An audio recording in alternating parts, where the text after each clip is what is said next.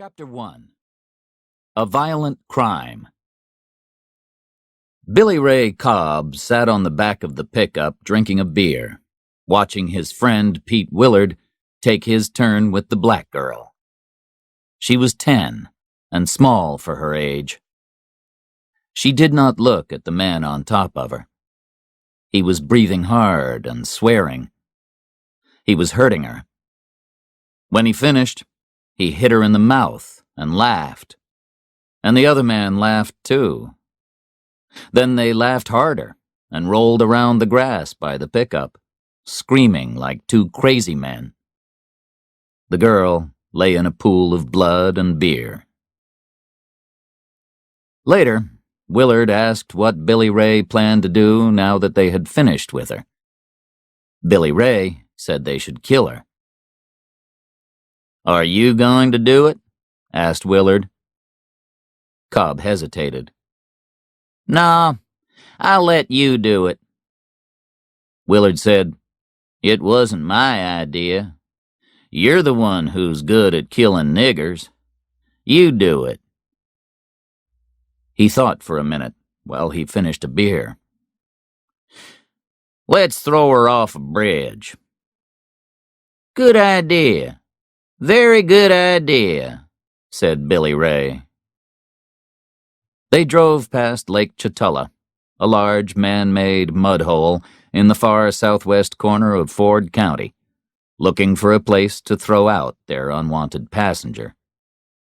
At each bridge they approached, they saw blacks fishing in the muddy water. Cobb was getting desperate by now.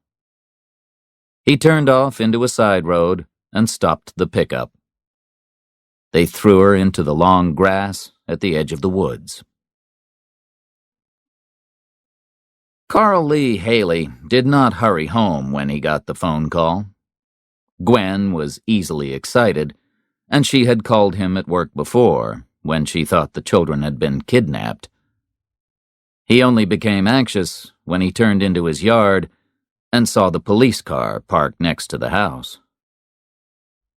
As he opened the front door, he wondered where Tony and the boys were. Then he heard Gwen crying. To his right, in the small living room, he saw a crowd around a small figure. The child was covered with towels and surrounded by crying relatives. As he went closer, the crying stopped and they moved back. Carl Lee Haley asked what had happened. No one answered. Only Gwen stayed by the girl, holding her hand. He knelt beside the sofa and touched the girl's shoulder. He spoke to his daughter, and she tried to smile. Both her eyes were swollen shut and bleeding. Carl Lee stood and turned to the crowd and demanded to know what had happened. He asked for the third time. The deputy, Willie Hastings, one of Gwen's cousins, stepped forward and told Carl Lee that some people were fishing down by the river when they saw Tanya lying in the middle of the road. She told them her daddy's name, and they brought her home. "What happened, Willie?" Carl Lee shouted as he stared at the deputy. Hastings spoke slowly, looking out of the window while he repeated what Tanya had told her mother about the white men and their pickup and the rope and the trees and being hurt when they got on her.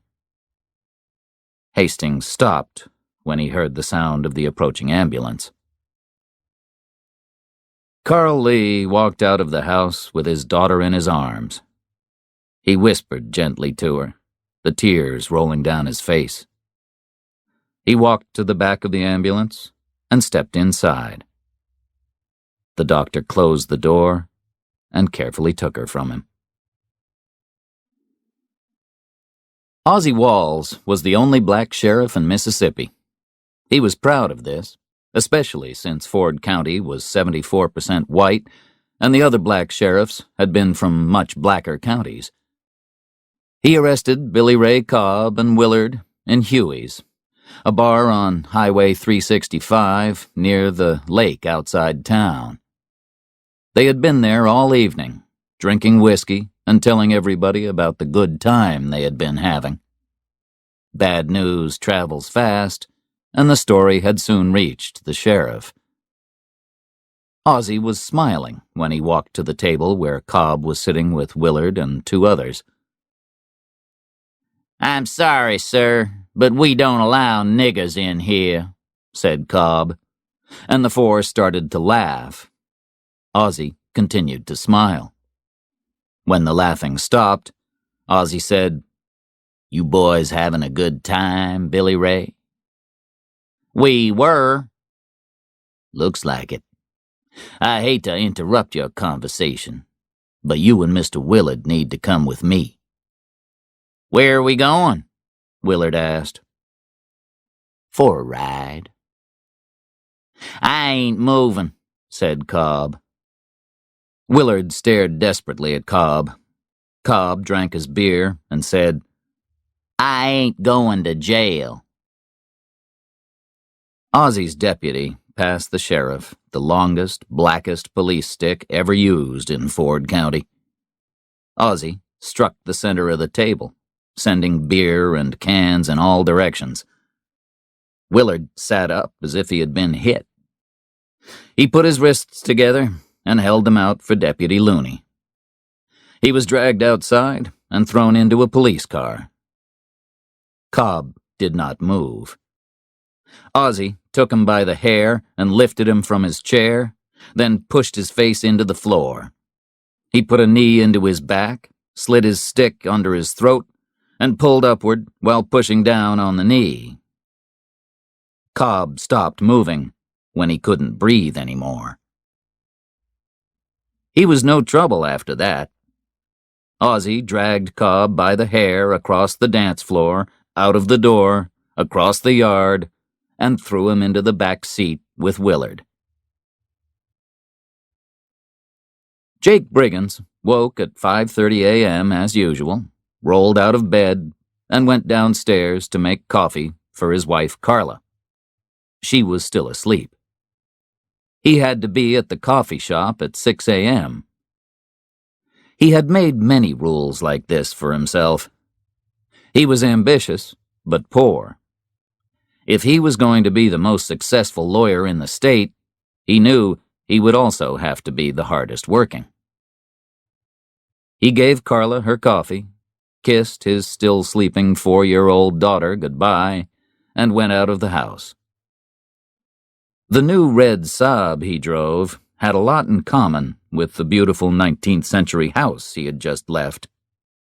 First, they were the only ones of their kind in Ford County. Second, he owed the 3 local banks a lot of money for both of them. There were good reasons why Jake Brigance worked so hard. He heard about the rape of Tanya Haley at the coffee shop as he was eating breakfast with Tim Nunley, who worked at the local garage, and Bill and Bert West, who worked at the shoe factory north of town. There were 3 deputies having breakfast at the next table, and they asked him if he had defended Billy Ray Cobb on a drugs case a few years ago. "No, I didn't represent him. I think he had a Memphis lawyer," Jake replied. "What's he done?" "We arrested him last night for rape." "Rape?" "Yes, him and Pete Willard." "Who did they rape?"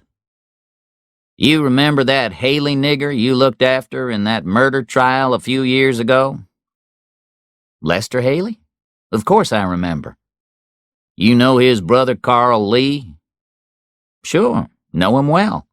I know all the Haleys, represented most of them." "Well, it was his little girl." "You're joking." "No." Suddenly, Jake didn't feel hungry anymore. He pushed his plate to one side. He listened to the conversation change from fishing to Japanese cars and back to fishing. At 3 minutes before 7, Jake unlocked the front door to his office and turned on the lights. His office was a 2-story building in a row of 2-story buildings overlooking the courthouse on the north side of the square, just down from the coffee shop. The building had been built by the Wilbanks family back in the 1890s, when they owned most of Ford County. There had been a Wilbanks practicing law in the building until 1979, when Jake's employer, Lucien Wilbanks, had been thrown out of the legal profession for a series of offenses resulting from a serious drink problem. Lucien had been more hurt by this than anything that had happened to him in his troubled life. He gave the keys of the office to Jake and left town. The firm was now Jake's, and though Lucien had come back, he had no involvement with it. He spent most of his time up at the Wilbanks place, drinking whiskey and looking out over the garden. Carl Lee had not been able to sleep at the hospital. Tanya's condition was serious, but she was not going to die. They had seen her at midnight, after the doctor warned them that she looked bad. She did. Gwen had kissed the little bandaged face, while Carl Lee stood at the end of the bed, unable to do anything but stare at the small figure surrounded by machines, tubes, and nurses. The sheriff, Ozzie Walls, brought coffee and cakes at 2 a.m. and told Carl Lee all he knew about Cobb and Willard. Jake began to check his mail. He heard his secretary, Ethel Twitty, come in at 8:30, as usual. At around that time, Sheriff Ozzie Walls was typing up Pete Willard's story of the rape. Ozzie had told Willard what had happened to the last white man who had gone to the state jail at Parchman. About 5 years ago, a young white man in Helena County raped a black girl. She was 12. They were waiting for him when he got to Parchman. Knew he was coming. On his first night, about 30 blacks tied him over a big oil drum and climbed on. The guards watched and laughed. They hate rapists. The other prisoners got him every night for 3 months. And then they killed him. After that, Willard seemed to want to help the sheriff as much as he could. Chapter 2. Revenge. Jake was in court the next day to see Billy Ray and Willard go before the local judge and to hear Ozzie Wall's report of Willard's story. Carl Lee was there, too. As soon as they had heard the judge say that the 2 men should be kept in jail, Carl Lee and Jake walked out of the courtroom and down to the first floor. They stopped at the back door of the court. They talked about Tanya and Carl Lee's family. Then Carl Lee told Jake that his younger brother Lester was coming down from Chicago. "What's Lester coming in for?" Jake asked. "Family business." "Are you 2 planning something?" "No, he just wants to see Tanya." "You 2 be careful." "That's easy for you to say, Jake." "I know." "You've got a little girl. If she was lying up in the hospital, beaten and raped, what would you do?" Jake looked through the window of the door and could not answer. Carl Lee waited. "Don't do anything stupid, Carl Lee." "Answer my question. What would you do?" "I don't know. I don't know what I'd do." "Let me ask you this. If it was your little girl, and if it was 2 niggers, and you could get your hands on them, what would you do?" "Kill them." Carl Lee smiled, then laughed. I'm sure you would, Jake. I'm sure you would. Then you'd hire an expensive lawyer to say you were crazy, just like you did when you defended Lester. As they came out of the courthouse, Jake told Carl Lee it had been different when Lester was on trial. There was no planning.